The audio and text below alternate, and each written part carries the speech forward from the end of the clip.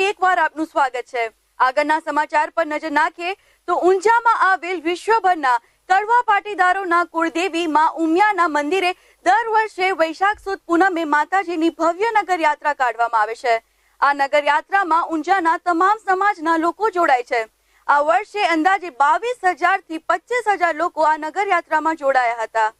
ઊંઝામાં કડવા પાટીદારોની કુળદેવી શ્રી ઉમિયા માતાજીની નગર યાત્રા ભવ્ય જર્મન સિલ્વરના રથમાં બિરાજેલા માતાજીની સવારે 8:30 વાગ્યે મંદિરેથી નીકળી હતી। ત્યારે મહેસાણાના કલેક્ટર તથા ઊંઝાના ધારાસભ્ય તથા ઉમિયા માતાજી સંસ્થાનના પ્રમુખ નારાયણભાઈ અને નગરપાલિકાના પ્રમુખ મીનાબેન હાજર રહ્યા હતા।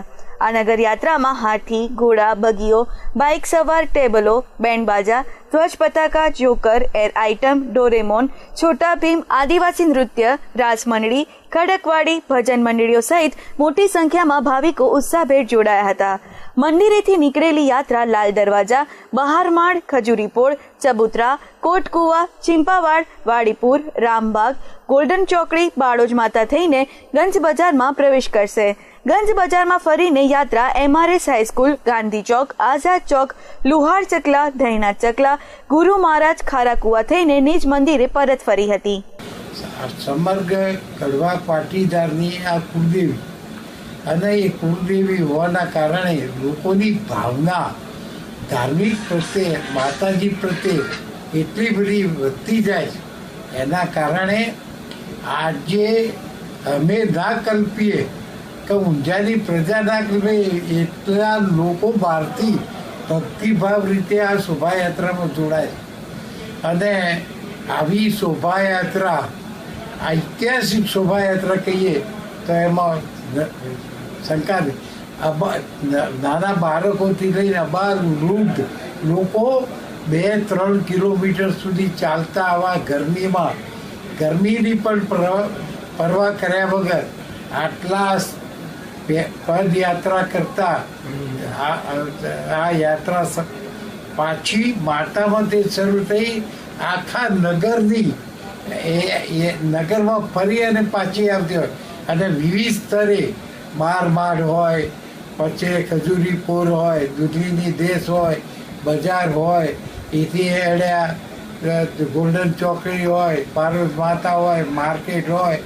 વિવિધ સ્તરે એકલી બધા શણગારો કરવામાં આવે, વિવિધ પ્રકારના નાસ્તાઓ, જેને જેવી પરિસ્થિતિ એ રીતે આયોજન થતું હોય છે। આ નગર યાત્રામાં સ્વચ્છ ભારતની ઝલક જોવા મળી હતી।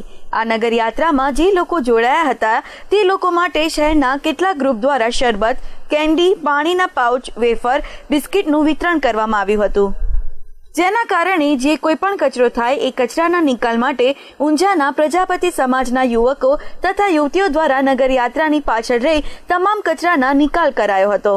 તથા આજની નગર યાત્રામાં માં ઉમિયાના આશીર્વાદ મેળવીને અમે ગઈ સાલે સ્વચ્છતા અભિયાન નરેન્દ્ર મોદીનું જે અભિયાન હતું એના અંતર્ગત અમને પ્રેરણા મળી હતી। તે અનુસંધાને અમે નગર યાત્રામાં સ્વચ્છ અભિયાન કરેલું હતું ને ચાલુ સાલે પણ અમે નગર યાત્રામાં સ્વચ્છતા અભિયાન કરી સમાજને એક સ્વચ્છ સંદેશ પહોંચાડવા માગીએ છીએ કે આપણો સમાજ સ્વચ્છ રહેશે તો દેશ સ્વસ્થ રહેશે, તેમજ સમાજ સ્વસ્થ રહેશે।